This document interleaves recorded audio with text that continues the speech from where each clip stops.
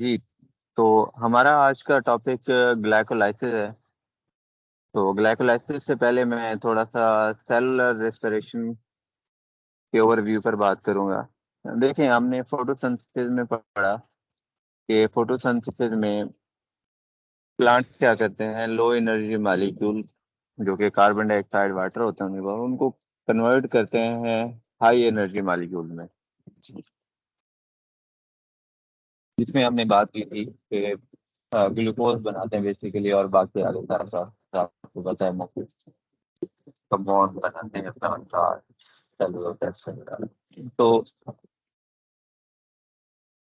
जितने भी ऑर्गेनिज्म है उनमें एक मेन प्रोसेस जो पाया जाता है सेलुलर रेस्पिरेशन का। ऑर्गेनिज्म जो है अपनी एनर्जी की रिक्वायरमेंट्स को पूरा करने के लिए एटीपी बनाते हैं, और एटीपी यू नो सेल की एनर्जी करेंसी है। तो आज हम इसी पर बात करने वाले हैं। तो इसको थोड़ा सा सिंप्लीफाई करके मैं बिल्कुल आसान अल्फाज में यूं बताऊंगा कि हमने खाना खाया, रोटी खाई, अब वो क्या है, हमारे पास स्टार्च। अब स्टार्च हमारी बॉडी में गई, डाइजेशन हुई थी, तो इसको ब्रेक डाउन किया गया ग्लूकोज सब यूनिट्स में। अब ग्लूकोज जो है वो हमारी बॉडी में एब्जॉर्ब हुआ, वहां से वो फिर हमारे ब्लड के जरिए हमारे सेल्स के पास पहुंचा। अब वो ग्लूकोज पहुंच चुका है सेल के साइटोप्लाज्म। अब इस ग्लूकोज से एटीपी कैसे बनाए जाते हैं, इस सारे प्रोसेस पर बात करें। तो ये एटीपी कैसे बनाए जाते हैं, फिर आगे टोटल प्रोसेस क्या है, ये सारा हम देखेंगे। सबसे पहले हम ग्लाइकोलाइसिस पर बात करेंगे कि जो पहला स्टेप है कि ग्लूकोज आ चुका है सेल में, सेल ने एटीपी बनाने हैं तो क्या करेगा। तो इसका सिंपल सा आंसर है कि ग्लूकोज मॉलिक्यूल को तोड़ा जाएगा और इससे एटीपी बनाए जाएंगे। कैसे तोड़ा जाएगा, क्या क्या स्टेप होंगे, वो आप देखेंगे। तो जी ग्लूकोज मॉलिक्यूल आ चुका है सेल के अंदर। अब ग्लूकोज ऐसा सेल के किसी काम का नहीं है जब तक इसमें मॉडिफिकेशन ना हो। अब ये सारा प्रोसेस जो भी है, हर स्टेप पर डिफरेंट एंजाइम होते हैं, वो अपना काम करते हैं। जैसा कि एंजाइम के बारे में हम पढ़ चुके हैं कि एंजाइम सबस्ट्रेट के हवाले से स्पेसिफिक होते हैं। एक एंजाइम दूसरा किसी दूसरे एंजाइम का काम नहीं करता होता, तो हर एंजाइम ने अपना काम करना होता है। तो अब ग्लूकोज है, अब ग्लूकोज को फिर आगे कन्वर्ट किया जाता है मुख्तलिफ कंपाउंड में। तो ग्लाइकोलाइसिस का जो शुरू वाला पोर्शन है, इसको हम एनर्जी इन्वेस्टमेंट फेज भी कहते हैं, क्योंकि इस दौरान एटीपी कंज्यूम होता है, एटीपी सेल को खुद से लगाने पड़ते हैं। तो सबसे पहले जब ग्लूकोज आता है तो हेक्सोकाइनेज एंजाइम क्या करता है। अच्छा, यहाँ पर ध्यान में रखें, जब काइनेज की बात होगी, काइनेज एक्टिविटी की, काइनेज का जिक्र होगा, तो आपने समझना है कि ये फास्फेट की बात हो रही है। ये एंजाइम जो है वो फास्फेट के साथ वर्क करते हैं, फास्फेट ग्रुप को अटैच करते हैं, अटैच करते हैं। तो हेक्सोकाइनेज एंजाइम, अब ये मैं आपको नोट्स भेजता हूँ, इसमें मेंशन है नीचे डायग्राम के साथ कि हेक्सोकाइनेज एंजाइम क्या करता है, ग्लूकोज को सबसे पहले कन्वर्ट करता है ग्लूकोज 6 फास्फेट में। यहाँ पर आप देख सकते हैं 6 पोजीशन पे फास्फेट ग्रुप अटैच किया है हेक्सोकाइनेज एंजाइम ने। और इस दौरान क्या हुआ है, एक एटीपी कंज्यूम। तो हमने आगे एनर्जी बैलेंस भी करनी है, एनर्जी यील्ड जो है एरोबिक रेस्पिरेशन की, वो भी हमने आगे इसका हिसाब लगाना है। तो आप ध्यान में रखते जाएं कि एक एटीपी कहाँ लगा, ग्लूकोज को जब ग्लूकोज 6 फास्फेट कन्वर्ट किया गया। अब जब ग्लूकोज 6 फास्फेट बने हैं, फिर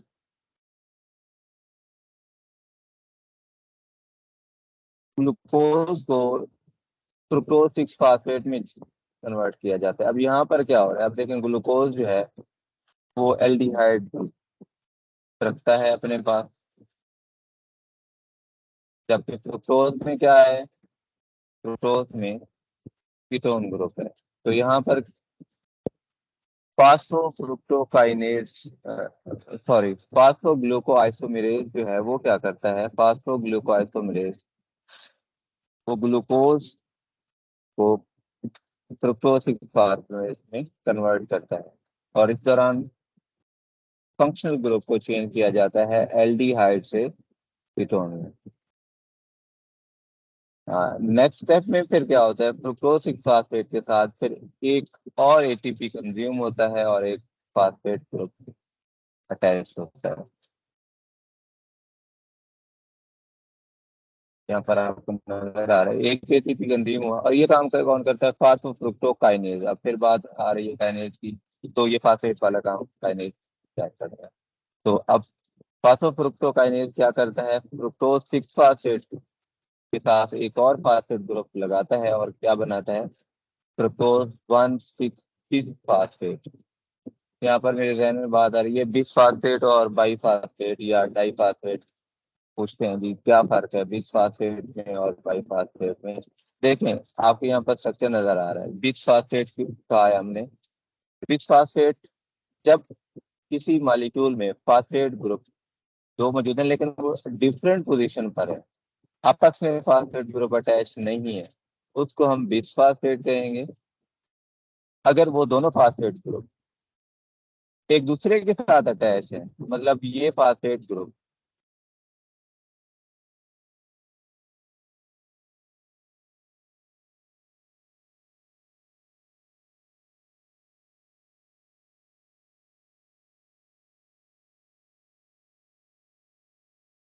ये वाला फास्फेट ग्रुप अगर इस फास्फेट के साथ अटैच होता है तो फिर हम इसको बाई फास्फेट या डाई फास्फेट कहते हैं। तो खैर fructose one six bis phosphate बना है। नेक्स्ट फिर आगे इसकी क्लीवेज होंगी, फ्रुक्टोज को तोड़ा जाएगा। जब फ्रुक्टोज को तोड़ा जाता है तो दो कंपाउंड बनते हैं, एक ग्लाइसरॉल्डिहाइड थ्री फास्फेट बनता है और दूसरा डाई हाइड्रोक्सी एसीटोन फास्फेट बनता है। और ये एंजाइम जो कि fructose one six bis phosphate को इनमें तब्दील करता है वो एल्डोलेज है। अब di hydroxy acetone phosphate glycolysis में फर्दर नहीं जाता, इसको तब्दील कर दिया जाता है फिर ग्लाइसरॉल्डिहाइड थ्री फास्फेट में। तो ट्राइयोज फास्फेट आइसोमेरेज एंजाइम क्या करता है, डाई हाइड्रोक्सी एसीटोन फास्फेट को ग्लाइसरॉल्डिहाइड थ्री फास्फेट में कन्वर्ट कर देता है। तो अब यहाँ से आगे जितने भी मॉलिक्यूल का जिक्र करेंगे समझ लेंगे ये ग्लाइकोलाइसिस में टू टाइम, क्योंकि एक तो ये ग्लाइसरॉल्डिहाइड थ्री फास्फेट खुद से मौजूद था और दूसरा ये जो di hydroxy acetone phosphate convert किया गया ग्लाइसरॉल्डिहाइड थ्री फास्फेट में, तो ये दो यहाँ पर मौजूद है। अब दो ग्लाइसरॉल्डिहाइड थ्री फास्फेट आगे चलेंगे। अब क्या है जी, अब ग्लाइसरॉल्डिहाइड थ्री फास्फेट बना है तो यहाँ पर आगे ये जो नेक्स्ट फेज स्टार्ट हो रहा है ये एनर्जी हार्वेस्टिंग फेज है। शुरू में एनर्जी इन्वेस्टमेंट फेज था, सेल ने एनर्जी लगाई, यहाँ पर एनर्जी सेल से निकाली जाए।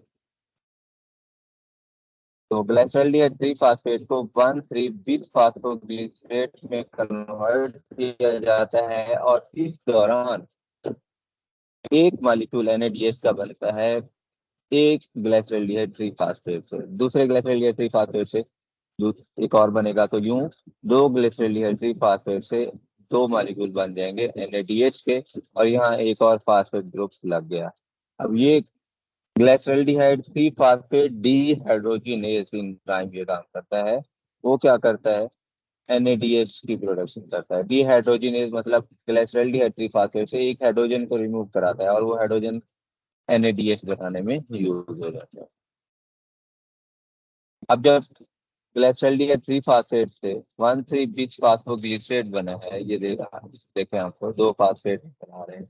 अब ये भी बिस फास्फो है, क्यों, क्योंकि ये दोनों फास्फेट जो अलग अलग पोजीशन पे मौजूद है। वन थ्री बिस फास्फोग्लिसरेट को फास्फोग्लिसरोकाइनेज फास्फोग्लिसरोकाइनेज अब यहाँ पर फिर बात आ गई वही फास्फेट ग्रुप की, काइनेज आ रहा है। तो ये क्या करेगा, ये फास्फेट ग्रुप को 1,3-बिस्फासफोग्लिसरेट से रिमूव कराएगा एक फास्फेट को, और क्या कराएगा, एटीपी बनवाएगा एडीपी से एटीपी। और ये कौन करता है, फास्फोग्लिसरोकाइनेज एंजाइम एक एटीपी बनाएगा एक मॉलिक्यूल से, दूसरे से दो एटीपी बनेंगे। तो अब तक हुआ क्या है, दो एटीपी हमारे लग चुके, दो एनएडीएच बन चुके, और दो एटीपी यहाँ बन चुके। अब जो दो एटीपी स्टार्ट में लगे थे वो यहाँ बने हैं, तो हम उसको बैलेंस कर लें जी।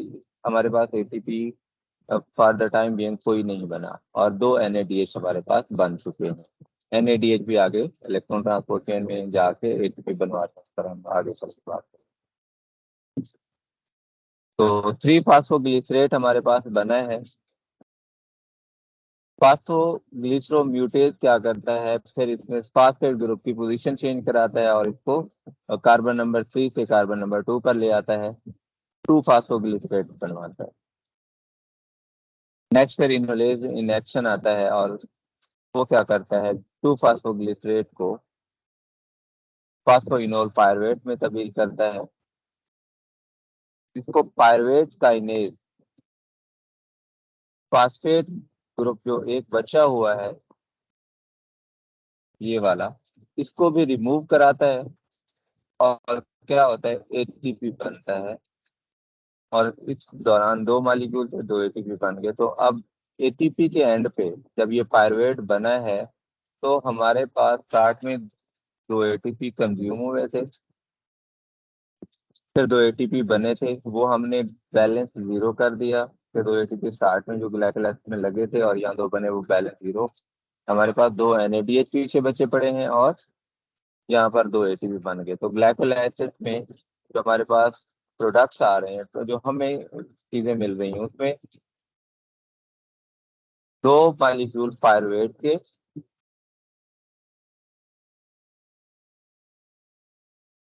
और दो एटीपी के मॉलिक्यूल हमारे पास आए हैं, और साथ में दो एनएडीएच। तो अभी तक एटीपी हमारे पास दो हैं, और दो एनएडीएच हैं, और दो पायरुवेट मॉलिक्यूल हैं। यहाँ पर ग्लाइकल एसिड खत्म हो जाती है। ग्लाइकल एसिड का असल पर्पज क्या था, ग्लूकोज से जो एनर्जी निकालनी है, निकाल सकते हैं, वो निकाली गई। इसमें दो एटीपी बने और दो एनएडीएच बने। और ये कब होती है जी, जब ऑक्सीजन हो या ना हो, ग्लाइकोलाइसिस लाजमी होती है। एनर्जी की रिक्वायरमेंट है, एनर्जी जब भी चाहिए ग्लाइकोलाइसिस होगी। अब बात करते हैं एरोबिक रेस्पिरेशन और एनोबिक रेस्पिरेशन की। तो जब ऑक्सीजन होती है तो फिर आगे करब साइकिल स्टार्ट होता है। अब ऑक्सीजन नहीं है तो फिर क्या होगा, फिर पायरुवेट का फेट क्या होगा, हम उस पर अभी बात करेंगे। एब्सेंस ऑफ ऑक्सीजन में सेल क्या करेगा, जब ऑक्सीजन नहीं होगी तो दो एटीपी सेल को मिल गए, सेल के लिए ये एनर्जी निकली, यानी एक ग्लूकोज मॉलिक्यूल से सिर्फ दो एटीपी बनी। अब एनएडीएच है सेल के पास, वो एक्यूमुलेट हो रहे हैं, उसका भी हम आगे चल के देखते हैं कि उनके साथ सेल क्या करते हैं। तो एनारोबिक रेस्पिरेशन में फर्दर क्या होता है, तो ये डायग्राम देखेंगे। अब ग्लाइकोलाइसिस से हमारे पास पायरुवेट मॉलिक्यूल आ चुके हैं। अब ये पायरुवेट कहाँ है जी, साइटोप्लाज्म में मौजूद है। अब इस पायरुवेट को डिफरेंट सेल या डिफरेंट ऑर्गेनिज्म में डिफरेंट मैकेनिज्म से गुजारा जाता है।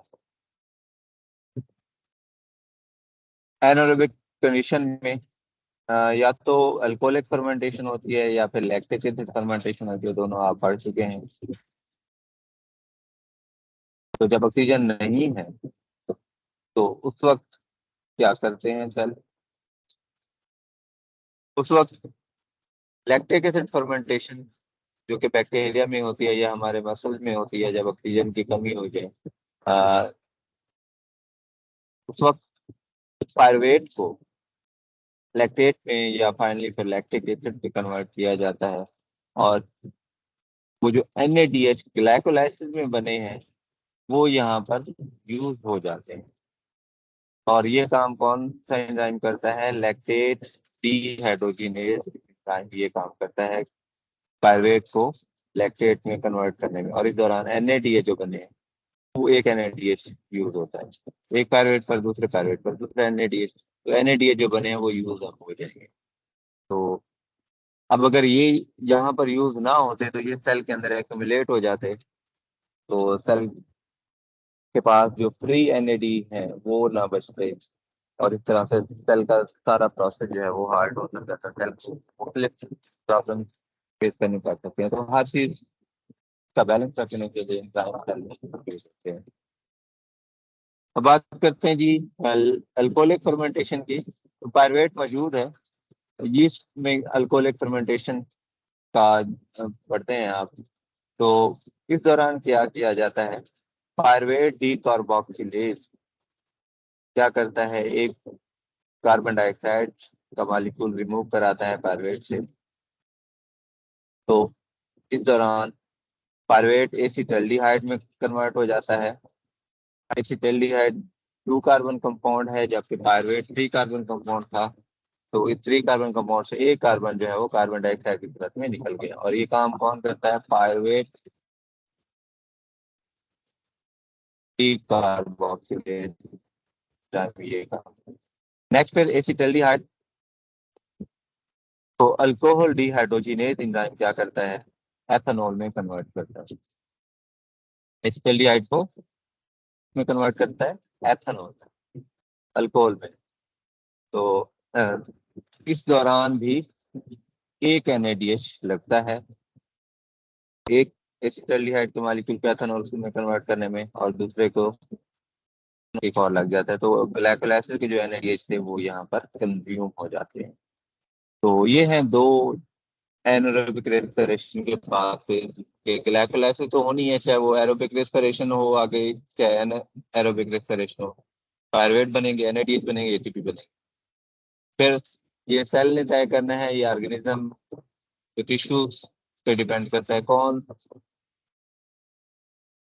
सी रेस्पिरेशन होनी है। अगर यीस्ट है तो उसमें अल्कोहलिक फर्मेंटेशन, हमारे मसल सेल है बैक्टीरिया तो उनमें lactic acid fermentation in the absence of oxygen. और अगर ऑक्सीजन मौजूद है तो क्या होगा?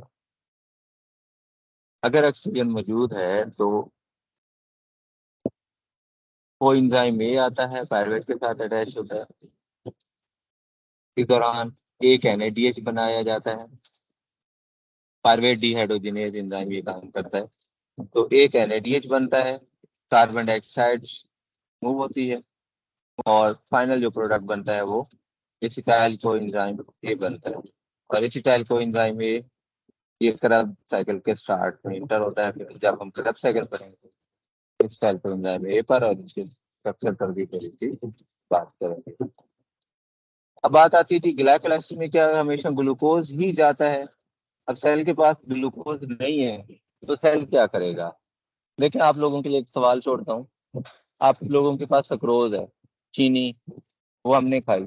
अब उसमें डाइजेशन होगी, जब ब्रेक होगी उसमें से ग्लूकोज और फ्रुक्टोज आपको मिलेगा। अब ग्लूकोज का तो ठीक है जी, हमने पढ़ लिया कि ग्लूकोज ग्लाइकोलाइसिस में चला जाएगा। तो फ्रुक्टोज है उसके साथ क्या होगा?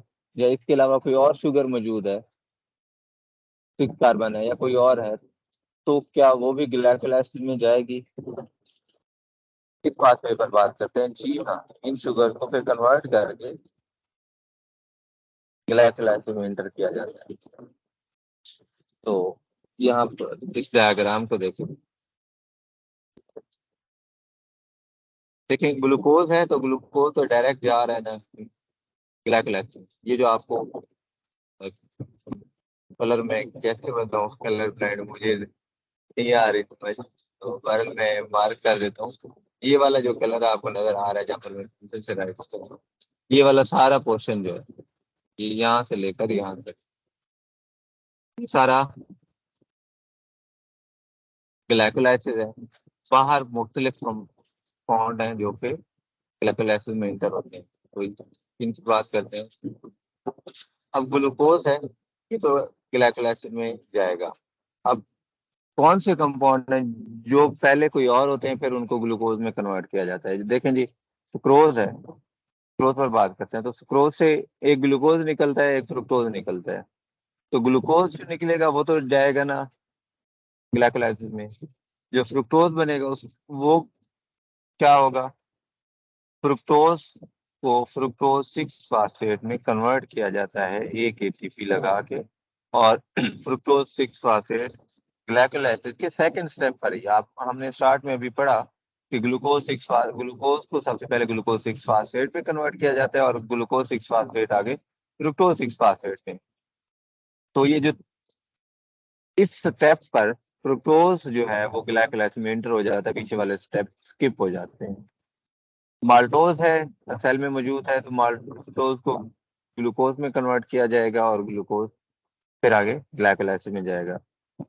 लैक्टोज है, जब उसकी ब्रेक डाउन होती है तो ग्लूकोज बनता है और ग्लैक्टोज बनती है। तो ग्लूकोज तो वही ग्लाइकोलाइसिस में चला जाएगा। तो ग्लैक्टोज के साथ क्या होता है, ग्लैक्टोज को एक एटीपी लगा के ग्लैक्टोज 1 फास्फेट में कन्वर्ट किया जाता है। फिर आगे यूडीपी ग्लूकोज, फिर यूडीपी ग्लैक्टोज, फिर यूडीपी ग्लूकोज और फिर ग्लूकोज 1 फास्फेट। इस पर आगे चल के हम बात करेंगे ये क्या है, पाथवे है बाकी। बल्कि ये हमारे ग्लाइकोलाइसिस के डिटेल में इससे एमसीक्यूज कोई नहीं बन सकता। बहरहाल हम इस पर आगे चल के बात करते हैं। तो ग्लूकोज 1 फास्फेट बनता है और ग्लूकोज 1 फास्फेट को ग्लूकोज 6 फास्फेट में कन्वर्ट किया जाता है। तो ग्लैक्टोज जो है वो इस पाथवे से गुजर कर ही आगे ग्लूकोज 6 फास्फेट बनाएगी और ग्लूकोज 6 फास्फेट से आगे ग्लाइकोलाइसिस स्टार्ट होगी। तो ये पहला जो स्टेप था ग्लूकोज से ग्लूकोज 6 फास्फेट वो यहाँ पर ही हो जाता है।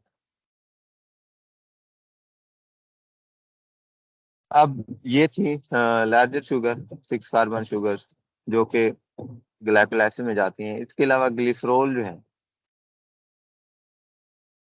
ग्लिसरॉल भी ग्लाइकोलाइसिस में इंटर होता है, लेकिन किस स्टेप पर? एटीपी लगा के ग्लिसरॉल को ग्लिसरॉल 3 फास्फेट में कन्वर्ट किया जाता है। और ये क्या करता है जी, एक एनएडीएच बनता है ग्लिसरॉल 3 फास्फेट डिहाइड्रोजिनेज एंजाइम की मदद से, और ये बना देता है डाईहाइड्रोक्सी एसीटोन फास्फेट। हम पढ़ रहे हैं कि डाईहाइड्रोक्सी एसीटोन फास्फेट को सेल फिर ग्लिसरॉल्डिहाइड 3 फास्फेट में कन्वर्ट करते हैं। तो ग्लिसरॉल जो है वो इस स्टेप पर जाके ग्लाइकोलाइसिस में इंटर होता है। तो ये थे वो सबसेट जो कि ग्लाइकोलाइसिस में इंटर हो सकते हैं, और कौन से स्टेप पर हो सकते हैं वो भी हमने देखा इसका। तो इसके अलावा एक छोटा सा टॉपिक था ग्लूकोनियोजेनेसिस, कि ग्लाइकोलाइसिस के जो प्रोडक्ट्स बने हैं पायरुवेट, उस पर मैं बात करना चाह रहा था कि अब अगर अल्कोहलिक फर्मेंटेशन हो रही है तो, या फिर लैक्टिक एसिड फर्मेंटेशन हो रही है, अल्कोहल बन रहा है और लैक्टिक एसिड बन रहा है, लेकिन अगर सेल के पास पायरुवेट सफिशिएंट अमाउंट में मौजूद हो तो सेल फिर क्या करता है पायरुवेट के साथ? तो ग्लूकोनियोजेनेसिस का मतलब है कि नए सिरे से रॉ मटेरियल्स को यूज करके ग्लूकोज बनाना, इसको कहते हैं ग्लूकोनियोजेनेसिस। अब अगर हम बात करें ग्लाइकोलाइसिस की, तो उसमें क्या किया गया है, ग्लूकोज को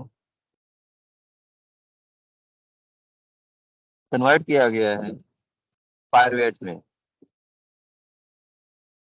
अब सेल के पास जो पायरुवेट बने हैं उसको फिर ग्लूकोज में कैसे कन्वर्ट किया जाता है? तो इसका सिंपल सा प्रोसेस है कि ये जो ग्लाइकोलाइसिस का पाथवे है आप इसको रिवर्स कर दें तो क्या होगा, पायरुवेट बने हैं एंड प्रोडक्ट था ग्लाइकोलाइसिस का, तो आप पायरुवेट को दोबारा से ग्लूकोज में तब्दील करना है तो वो स्टेप वाइज प्रोसेस जो है वो बैक रिवर्स डायरेक्शन में चलेगा।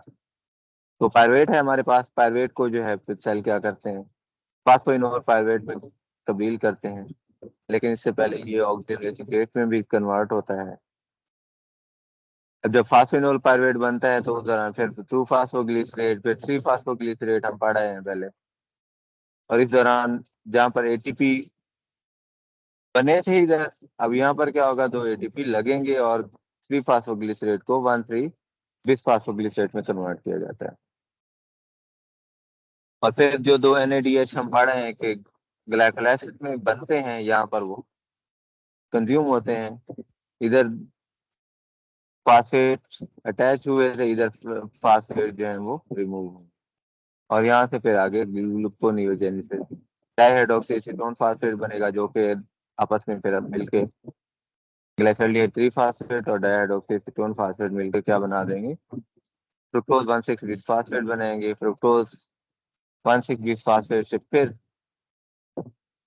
फास्फेट ग्रुप रिमूव कराया जाएगा और ये बन जाएगा फ्रुक्टोज 6 फास्फेट, और फ्रुक्टोज 6 फास्फेट फिर आगे ग्लूकोज में तब्दील उसी रिवर्स डायरेक्शन में ये जाएगा, जिसको हम कहते हैं ग्लूकोनियोजेनेसिस। ये था सारा ग्लाइकोलाइसिस का प्रोसेस। इसमें हमने देखा कि ग्लूकोज को कन्वर्ट किया गया है पायरुवेट मॉलिक्यूल में, और इस दौरान हमारे पास 2 पायरुवेट, 2 NADH और 2 ATP बने थे। तो कल हम क्रब साइकिल और इलेक्ट्रॉन ट्रांसपोर्ट चेन को डिस्कस करेंगे। मैंने इसको अलग इसलिए रखा कि साथ में ये एक दो छोटे टॉपिक मिला लूं कि एक ही दिन में फिर हम क्रब साइकिल और इलेक्ट्रॉन ट्रांसपोर्ट चेन को डिस्कस कर लेंगे, क्योंकि ग्लाइकोलाइसिस के साथ अगर क्रब साइकिल हम स्टार्ट कर देते तो फिर इलेक्ट्रॉन ट्रांसपोर्ट चेन थोड़ा सा रह जाता। तो इसलिए उसको बैलेंस करने के लिए आज तक मैंने ग्लाइकोलाइसिस डिस्कस की है। कल हम क्रब साइकिल और इलेक्ट्रॉन ट्रांसपोर्ट चेन को साथ में ATP यील्ड को डिस्कस करेंगे। तो ये था हमारा आज का टॉपिक। कोई क्वेश्चन है तो पूछ सकते हैं आप।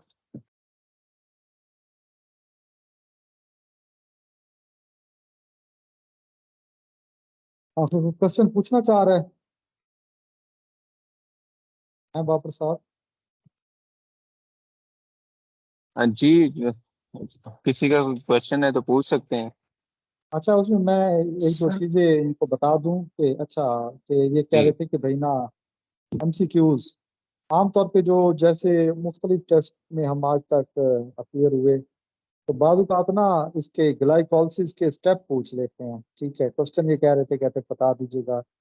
तो आप लोग इसके स्टेप जिसे कहते हैं ग्लाइकोलाइसिस के, वो स्टेप से मुराद ये कहना चाह रहा हूँ कि रिएक्शंस, ठीक है, टोटल रिएक्शन, वो आपने मिसाल के तौर पे जैसा कि हमने स्टार्ट किया ग्लूकोज से ग्लूकोज 6 फास्फेट बना, फ्रक्टोज 6 फास्फेट बना, तो ये स्टेप आपको टोटल आने चाहिए। ठीक है, उसके बाद फिर इसके अंदर जो रिवर्सिबल है स्टेप, ठीक है, और इरिवर्सिबल, जो इरिवर्सिबल है वो आपने खास तौर पे याद रखने हैं। उनकी इम्पोर्टेंस क्यों ज्यादा है? उनकी इम्पोर्टेंस इसलिए ज्यादा है कि ये वो चेक पॉइंट है जहां पर हम इसको क्या कर सकते हैं, चेक कर सकते हैं। मतलब चेक से क्या मुराद है, यहाँ पर आपको पता होगा कि इसको ग्लाइकोलाइसिस को हम रोक सकते हैं। ठीक है, और अगर आपने उस एंजाइम को क्या कर दिया, ब्लॉक कर दिया, तो वहां पर ये क्या हो जाएगा, प्रोसेस जो है उसको रोका जा सकता है।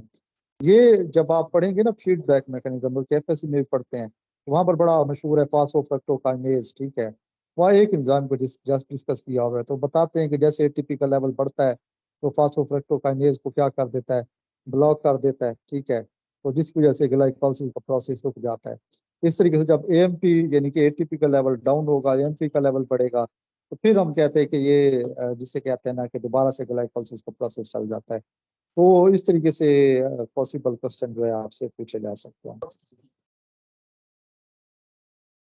जी सर, बिल्कुल आप सही कह रहे हैं। आप स्क्रीन पे डायग्राम में भी आपको नजर आ रहा है कि यहाँ पर जो मैंने लेबल किया है GL/3, ये वो पॉइंट है जहाँ पर फास्फोफ्रुक्टोकाइनेज रिएक्ट करता है और ये रिएक्शन रिवर्सिबल होता है। बाकी इस डायग्राम में मेंशन है जो रिएक्शन रिवर्सिबल है, रिवर्सिबल है, वो सारे मेंशन है। हाँ ठीक है, बाकी वो FSC की किताब में ना, FSC किताब में मेंशन नहीं है। तो आपको बताया था ना, कहीं मैंने टेस्ट लिया तो वो लोग इस पे एतराज कर रहे थे बाद कि ये बुक में तो इरिवर्सिबल रिएक्शन शो ही नहीं की है। आपने कहा कि इरिवर्सिबल रिएक्शन की बात की, तो उनको यही बताया कि आप इससे लिप्पन कॉर्ड से देख लें, लेनिंजर से देख लें। ठीक है, तो जो अच्छी बुक्स है वहां पर जो सारी जो बायोकेमिस्ट्री है ना, उसको सब लिखते हिसाब से आप ये कह सकते हैं कि दिल से लिखा होता है, वहाँ पे कोई मिस्टेक नहीं होती। हम आम रूटीन पे FSC लेवल पे पढ़ा रहे होते हैं और मिस्टेक कर रहे होते हैं, हम उनको इग्नोर कर रहे होते हैं।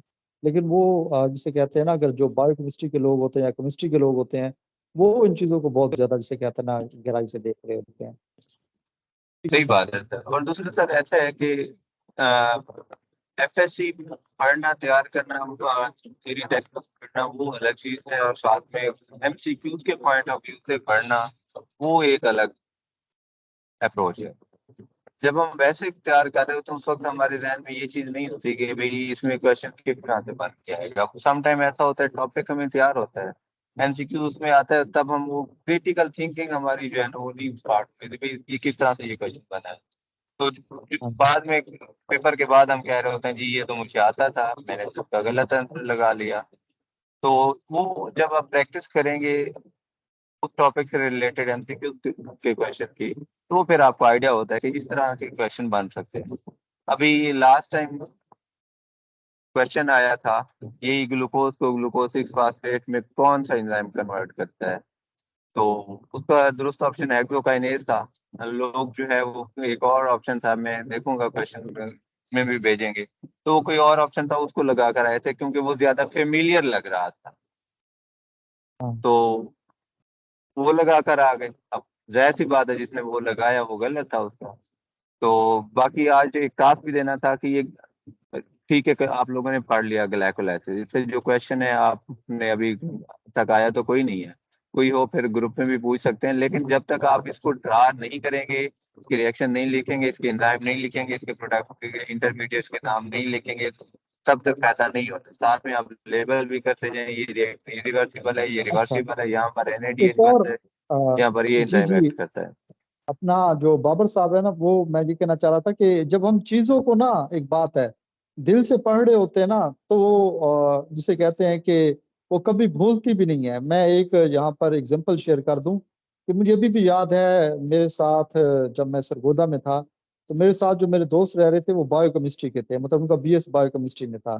तो वो मुझे अभी भी याद है कि जैसा अगर मैं खाना खा रहा हूँ सब मुझसे पूछ लेते थे, हाँ जी ये बताएं कि हेक्सोकाइनेज जो है और ग्लूकोकाइनेज है इनमें क्या फर्क है, ठीक है, इनकी एक्टिविटी में क्या फर्क है, कौन से सेल्स है जिनके पास कौन सा एंजाइम मौजूद है। तो ये आप लोग लाजमी चेक करेंगे क्योंकि इन दोनों के थोड़ा जिसे कहते हैं ना काम करने की एफिशिएंसी में दोनों के फर्क है। हेक्सोकाइनेज है ग्लूकोकाइनेज आपने देखना है कि लीवर के पास कौन सा मौजूद है, आपकी बॉडी में बाकी बाकी टिश्यूज के पास में से कौन सा है, तो दोनों की एफिशिएंसी में भी फर्क है। तो ये वो मुझे अक्सर कहा करता था कि हम जब उधर वो जीसी लाहौर से पढ़ा हुआ था तो बताता था कि वहां पे हमसे इंटरव्यू में भी ये क्वेश्चन पूछ लिया जाता है। तो इस हिसाब से भी आपने इसको क्या करना है लाजमी देखना है। जी बिल्कुल। और ऐसे ही अभी आगे टॉपिक आने वाला है एटीपी यील्ड का, इस पर भी बात करेंगे। इस पर भी काफी डिबेट होती है जी एटीपी यील्ड कितनी है, कितने एटीपी बनते हैं, क्यों बनने, डिफरेंस की क्या है। और बात एक ना मिसकंसेप्शन जो मैंने अक्सर देखी है ना, बड़े बड़े लोग कॉलेज लेवल पे पढ़ा रहे होते हैं ना, अक्सर मैंने देखा है कि वो गलती कर रहे होते हैं। एनएडीएच का जब जो ग्लाइकोलाइसिस में बना है वो कहते हैं जी जब वो एनएडीएच इंटर होता है माइटोकॉन्ड्रिया के अंदर तो उधर एक एटीपी लग जाता है। और हैरत होती है, मतलब जो इतने अरसे से लोग पढ़ा रहे हैं ये गलती कर रहे होते हैं, एनएडीएच तो कभी इंटर ही नहीं होता माइटोकॉन्ड्रिया के हाँ जी अंदर, वो आप जब और ना पढ़ाएंगे ही। ना वो भी लाजमी हाँ जी। बताइएगा, जी हाँ जी। जी। और दूसरा एक तो और ये चीज है कि इनसे जी हाँ एक और भी क्वेश्चन है कि ये आमतौर पे लोग पूछते हैं कि जब आप NaDH लिख रहे हैं, ठीक है, तो हम जी उसको क्या अपनी मर्जी से जैसे मर्जी लिख दें। देखिए उधर बुक्स में NaDH प्लस H आयन लिखा होता है, ठीक है, जी लेकिन जब FADH के बारे बारे में बात आती है तो FADH2 लिखा होता है। तो फिर बहुत सारे लोग क्या करते हैं वो कहते हैं FADH2 है तो फिर ये NaDH2 है तो वो उसको NaDH2 लिख देते हैं। तो ये भी गलतियां मैं आपको बता दूं कि जब आप लिखेंगे तो लाजमी तौर पर आपने ये भी मिस्टेक नहीं करनी, ठीक है, कि आपने बल्कि पिछले दिनों बायोकेमिस्ट्री का फेसबुक पे ग्रुप है वहां पर भी ये क्वेश्चन पूछा हुआ था कि आप NaDH जब भी लिखते हैं तो NaDH प्लस H आयन लिखते हैं, FADH2 क्यों लिखते हैं। तो ये भी इसका भी आपको कंसेप्ट लाजमी क्लियर होना चाहिए। ठीक ठीक है सर इतने आप बहुत है, किसी और ठीक को क्वेश्चन जी। है तो ठीक है वरना फिर हाँ जी। ओके। जी ओके जी अस्सलाम फिर वालेकुम सर।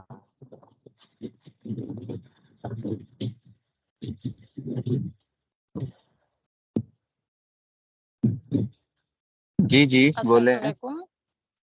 वालेकुम अस्सलाम। जी सर मैं मैं पूछना चाह रही थी कि एसिटाइल कोएंजाइम ये जो है उसमें ये इसके बारे में बता दें। ये भी अक्सर पूछा जाता है कि एसिटाइल कोए जो है ये क्या है। हाँ, इस पर ना हमारे जो नेक्स्ट टॉपिक रब साइकिल स्टार्ट करेंगे ना, उसमें पहला इसी पर ही हमने बात करनी है। और अभी मैंने क्लास में भी बताया कि इसके स्ट्रक्चर पर हमने बात करनी है। और ये चीज मेरे जहन में है, सल्फ हाइड्राइल ग्रुप होता है, इसके साथ अटैच होता है। इसके स्ट्रक्चर को हमने डिटेल में हाँ, डिस्कस करना है। ये दो क्रॉप तीन साइकिल चीजें का हैं इसके टॉपिक है जी स्ट्रक्चर। ये। हाँ। हाँ, आपने ना तो जब ये ये भी लाजमी तौर पे देखना है कि एफएससी में क्या लिखा हुआ है, कोई भी कंसेप्ट, क्योंकि आपने एफएससी में लाजमी तौर पे पढ़ाना होता है ना। जब आप पढ़ाते हैं कहीं प्राइवेट सेक्टर में, स्टूडेंट पूछते हैं कि क्या पायरुवेट एज इट इज, जिसे कहते हैं कि क्रैब साइकिल में दाखिल होता है, या यानी कि माइटोकॉन्ड्रियल मैट्रिक्स में दाखिल होता है, या इसको दाखिल होने से पहले एसिटाइल कोएंजाइम में कन्वर्ट किया जाता है। तो ये सारी बातें वहां पर ना थोड़ा तजाद है एफएससी में और हायर लेवल पे, कि क्या पायरुवेट इंटर हो सकता है माइटोकॉन्ड्रियल मैट्रिक्स में या नहीं इंटर हो सकता। अगर हो सकता है तो क्या इंटर होते साथ ही एसिटाइल कोएंजाइम में कन्वर्ट होता है, या इंटर होने से पहले कन्वर्ट होता है। तो ये सारी बातें इधर जो है ना लिपन कॉर्ड की बायोकेमिस्ट्री में मेंशन है। बिल्कुल सर। और माइटोकॉन्ड्रिया के आउटर मेम्ब्रेन और इनर मेम्ब्रेन की पोरोसिटी में भी बहुत डिफरेंस है। जो आउटर मेम्ब्रेन है वो काफी ऐसे मॉलिक्यूल्स को भी पास इन होने देती है, पास आउट होने देती है, जो कि इनर मेम्ब्रेन से नहीं गुजर सकते। ऐसे कितने मॉलिक्यूल हैं जो कि आउटर मेम्ब्रेन से तो गुजर जाते हैं, वो फिर इंटर मेम्ब्रेन स्पेस में आते हैं, लेकिन वो इनर मेम्ब्रेन से आगे माइटोकॉन्ड्रियल मैट्रिक्स में नहीं जा सकते। उसकी वजह ये होती है कि जो आउटर मेम्ब्रेन है वहां पर पोरेंस मौजूद होते हैं। और पोरेंस में से बड़े मॉलिक्यूल जिनकी मॉलिक्यूलर वेट 5000 तक होता है ना, इतने बड़े मॉलिक्यूल गुजर सकते हैं आउटर मेम्ब्रेन से, इससे ज्यादा नहीं। तो इस पर भी हमने आगे चल के बात करनी है।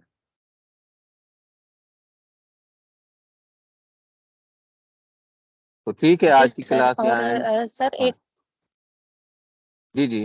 जी सर, एक और भी पाथवे है ना कि हेक्सोस मोनोफॉस्फेट पाथवे, ये इम्पोर्टेंट है। बायोकेमिस्ट्री में सब कुछ इम्पोर्टेंट है। हाँ। जब इससे मेरे से क्वेश्चन आते हैं ना, फिर हम सोच रहे होते हैं अब ये सवाल उसने पूछ कैसे लिया। मतलब इसमें कुछ भी हम स्किप नहीं कर सकते, जो आपके सामने आ रहा है ना। अब देखिए, मैंने अब ग्लूकोनियोजेनेसिस को भी ग्लाइकोलाइसिस में, और जो अल्टरनेट सब्स्ट्रेट हैं जो ग्लाइकोलाइसिस में इंटर होते हैं, उस पर भी मैंने इसलिए बात की। अब ग्लाइकोलाइसिस में सिंपल ग्लूकोज की बात हो सकती थी, बाकी सब्स्ट्रेट मैंने क्यों ऐड किए आज के टॉपिक में, वो इसलिए कि इसमें से भी क्वेश्चन आ सकता है। और आप लोगों को पता होना चाहिए कि ये चीजें हैं वो जो कि ग्लाइकोलाइसिस में इंटर हो सकती हैं। अच्छा, एक और अब क्वेश्चन मैंने मैंने आप पूछना जी था सर। जी। ये बुशरा मान है यहाँ पर माशाल्लाह, जिसे कहते हैं कि बहुत अच्छा पढ़ती हैं, बहुत अच्छा पढ़ती हैं।